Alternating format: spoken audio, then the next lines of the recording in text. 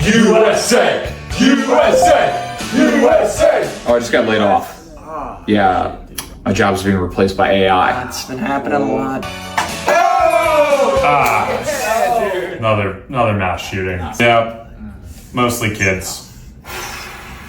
You want to do shots? Chug, chug, chug, chug! Yeah! Let's go! Let's go! Oh shit. Government just canceled my health insurance. Oh man. Yeah, you need that. Sucks. Probably stop drinking now, right? Yeah, like Probably, yeah. Alright, well, you guys want to do fentanyl? Hello guys, hello! Today's video is going to be in a little bit of a lighter mood, especially because there has been the 4th of July, and even though the title of this video would suggest otherwise, today's video is going to be a little bit of a more fun, a little bit more of a fun, even though we are talking about quite a serious subject. I wanna tell you about my experience and what I truly believe is the biggest issue in the United States. That is the root cause of a lot of other issues. Many of you may think that it is, for example, the obesity that is quite severe in the United States. Many of you may thought it's the mass shootings, or maybe it's the loneliness epidemic that many have talked about.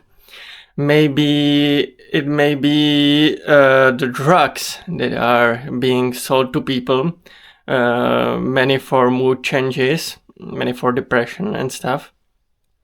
But I will tell you in today's video what I truly believe is the real cause of many of these problems that are just symptoms of, there are just manifestations of the main true biggest issue in the United States of America.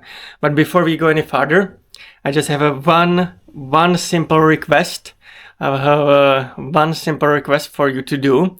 Make sure to smash that like button, make sure to smash that subscribe button. It truly helps the algorithm and it helps the channel grow. Also, make sure to check out my blog. It is unique, amazing, fun, everything you ever wanted, and even more. And what else? What else is there to say? What else is there to say?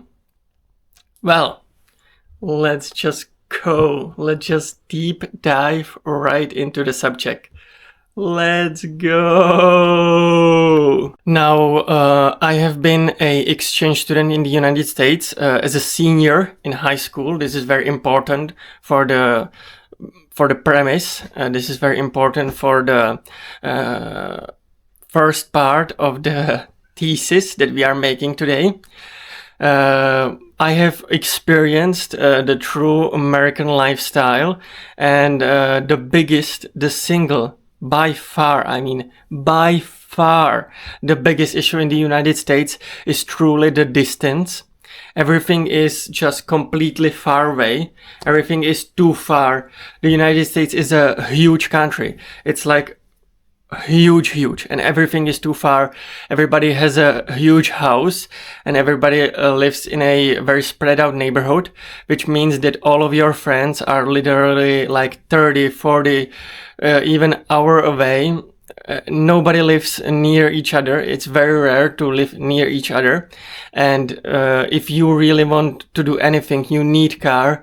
There is no public transportation, because as everybody is spread out, the public transportation is very hard to manage. It is much harder to do than, for example, in Europe.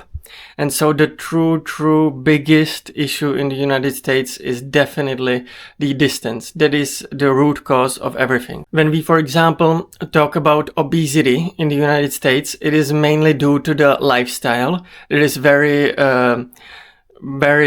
sitting, and usually, unless you are a blue collar worker, you are not used to much of a movement. I remember that a lot of the people would go just to their 9 to 5, and then they would come back, drive by a car, and then sit in a chair and watch television. The working hours are tend to be a bit longer. You might sometimes even have a little bit of a overtime up until 6. And if you have a more of a career-oriented job, you're obviously 80 hours in a week. That is normal. That is in Europe too. But what I want to stress out is how non-movement type of lifestyle it truly is.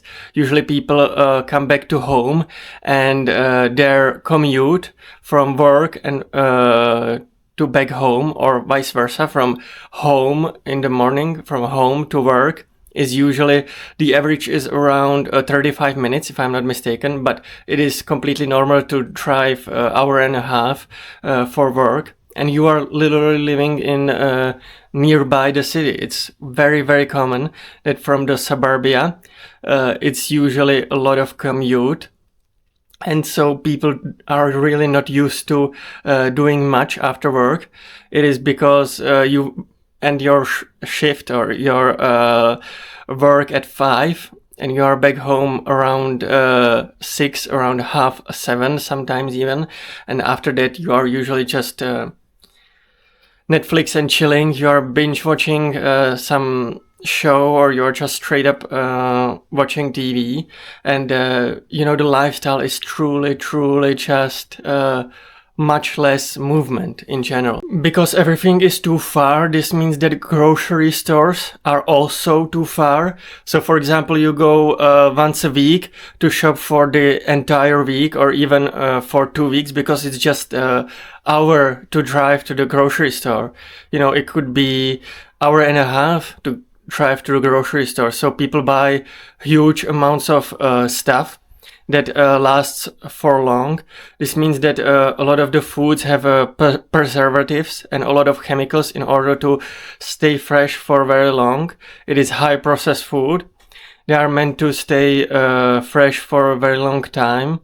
And sometimes people spend also, we would spend 3-4 hours in grocery store picking up all of the stuff. It was quite boring. I remember that it was quite boring. But people have to do it because they live farther away and they are not willing to, go grocery shopping every other day. It is much different lifestyle in that sense. And so all of this food have to stay fresh for long. So it's full of chemicals that are usually illegal in Europe. But in the United States, they are required because the lifestyle just requires it. You need the food to stay fresh for a very long time. And this just does not benefit the health of the population. The food is quite poisonous. I mean, there's just no other way to say it. You have to understand that it is not just a simple issue to just ban all of these preservatives, to ban all of these chemicals. It is not as simple because the consumer prefers these foods in the first place. That's why they are such popular in the United States, is because the consumer wants them. And it's very simple. It's very simple in a sense that you just need the food to stay fresh and to not spoil as soon as the food that is in Europe. You just need the food to preserve longer. And, the consumer wants that.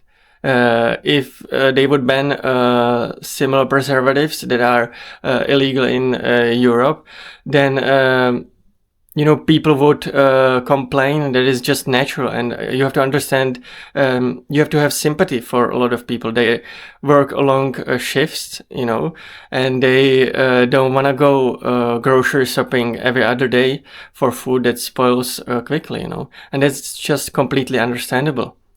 If you are driving hour to a grocery store, you are not willing to do it often, in Europe, everything is walkable pretty much. You have your grocery store just down the block. It's everywhere pretty much. But United States is not a Europe. And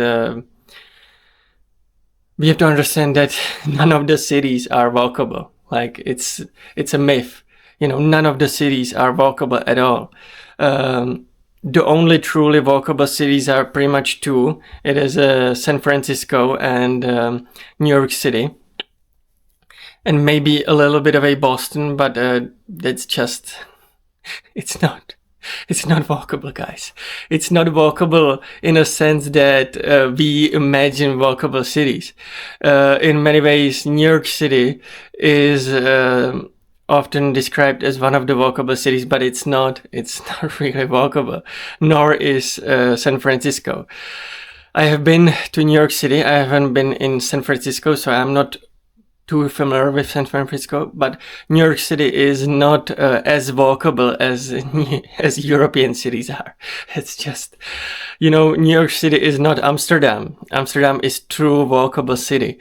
New York City is not Amsterdam. New York City is more similar when it comes to the amount of cars. It's more closer to Bangkok than it is closer to Amsterdam.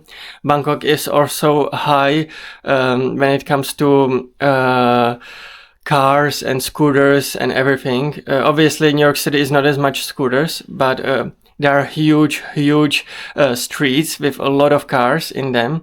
There is no really like a city center where people would just walk. There is no stuff like that. It is cars everywhere, and I mean truly everywhere. There is a little bit of a sidewalk, but New York City is not as walkable friendly as any European city would be.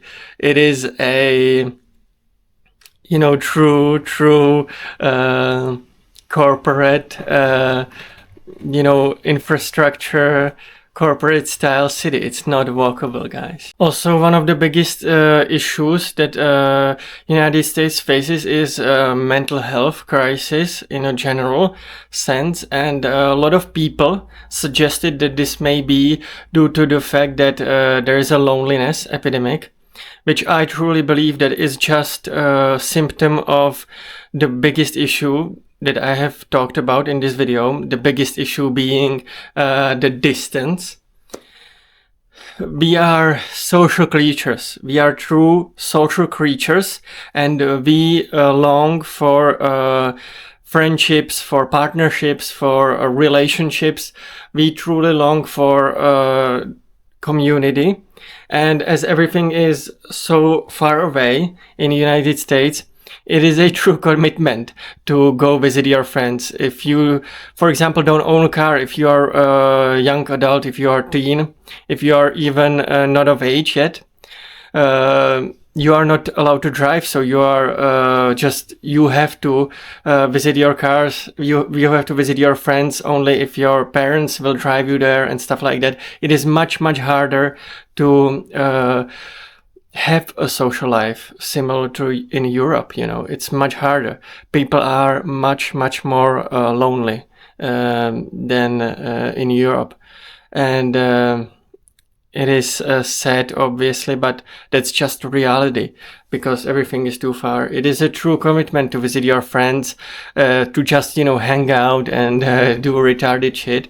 If he lives an hour away, if he lives 2 hours away, maybe 3 hours away, it is a true commitment to go visit him. It's not like you can just go and hang out, bring a bag of chips and just hang out. If you are 3 hours away, that's it's you have to plan that.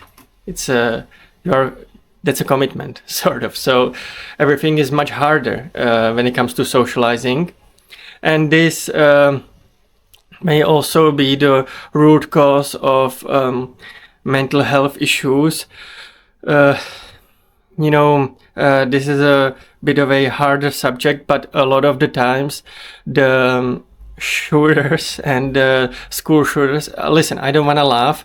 I usually laugh out of nervousness. This is not, whenever I laugh, I just straight up want to say I'm laughing out of nervousness. It's never that I'm laughing about these serious subjects.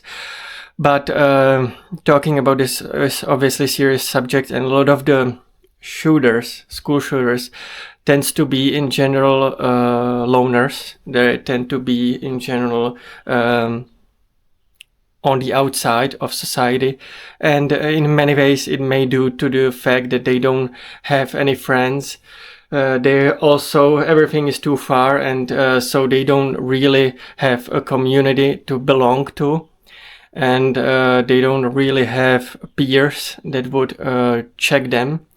You know, kids need to spend as much time as possible with other kids. They need to spend their time, you know, playing sports with other kids, with their peers, as much as possible. And in Europe, this is very easy because usually from school you just go to the sport event, you just go on your own, you just travel by bus, and usually your parents will pick you up around 7 after you're done with your hobbies. But this is much harder to do in United States. I remember when I was in high school, a lot of the sports would be inside of the school, so it was favorable in that sense, but still not everybody was necessarily interested in the choices were a little bit more limited. In Europe, because you can travel, you can go to hobbies that kids from other schools are interested in, and so there wasn't as much limit when it comes to the hobbies that you could choose from.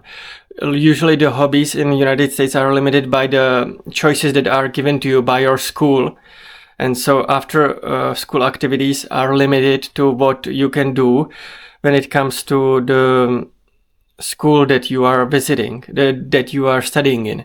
And this type of limit is not same in Europe. We have much more of a choice.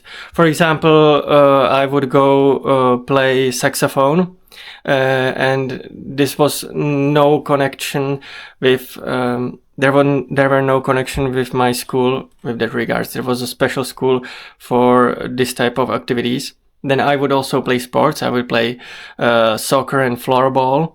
This was also not connected with my school, and so I could do many of different activities with many of different peers, and this is not something that is common in the United States as much as you might think. One of the last thing that I need to mention in this video is obviously this is a economics channel, and so we have to make this point, and that is obviously the expense. That is just crystal clear.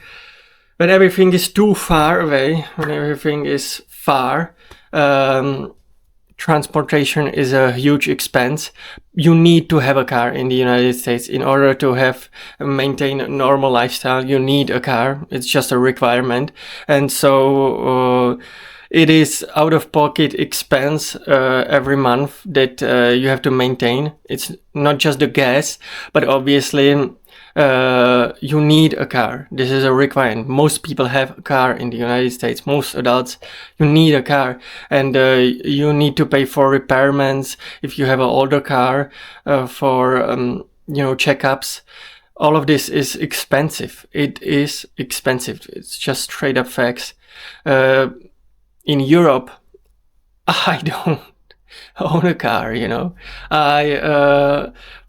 I have owned a car before. I had 2 cars in my entire lifetime, but for the vast majority of the life I have been given on this planet by God, I haven't had a car. I just didn't need it. It's not in Europe. You don't need a car. I only had car for like. The first one that I truly owned, that was written on my name in the registry, I owned for 2 years. And the previous one that I had borrowed from work, it was my dad's work, so he borrowed me a car for a little bit. It was a older one. One time it stopped on highway, it just stopped going. It was insane. I only had that one for a year and a half or something like that. Then my father changed jobs, and the car was taken away from me. So that was just for a shorter period of time, but it was great. I also at the time it was very early. I was just freshly 18, so I was freshly given a car. And at the time, I also had a job in my dad's company, and I talked about a different job at assembly line, but this was a different assembly line. Previously, I talked about razors, assembling razors, but it was a different job. At this job, I was packing stuff. I was packing the products into just packages, and it was also at an assembly line, but it was a different job. But anyway, I'm just rambling a little bit. I will close the video here.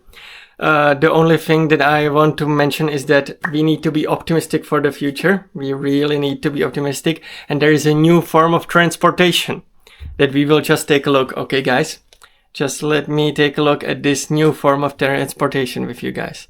Let's take a look.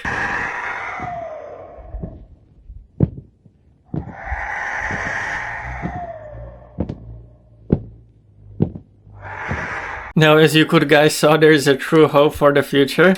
There is a true hope that soon we will be literally flying on our own.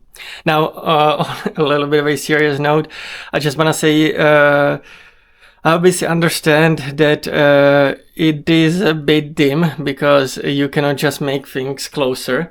On the other hand, we need to put ourselves out there. If we feel like we are lonely, the best way is to help in community in order to feel less lonely. It is always amazing when you join some help group. If you help, for example, in your local shelter, or if you help in any form imaginable. Usually helping others, helping in your community truly fills your heart with purpose, and it is just amazing feeling. So I would recommend you to volunteer if you can. And with that being said, I would end the video here, but don't go anywhere. I have a huge announcement to make. A huge, big furry announcement to make. One of our investigative journalists, Poppy Gloria, has been able to manage a secured an interview with real Bigfoot. So make sure to check out the video on my channel. It's going to be up soon. You don't want to miss out on that video. Also, make sure to check out my blog. It is amazing, unique, original, and as always, guys, it's truly amazing. Everything you ever want. So make sure to check it out. Also, make sure to smash that like button. Make sure to smash that subscribe button. Make sure to check out the videos here, there, and everywhere. And guys, I will see you in the next one. Bye bye.